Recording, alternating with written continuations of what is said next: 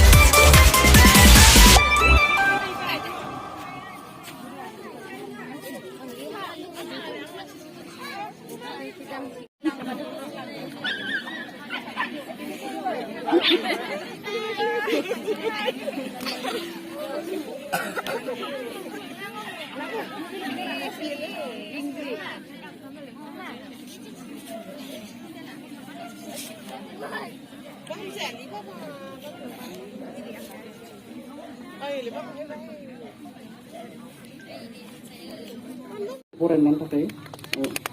सालायगोन गोजोन्थों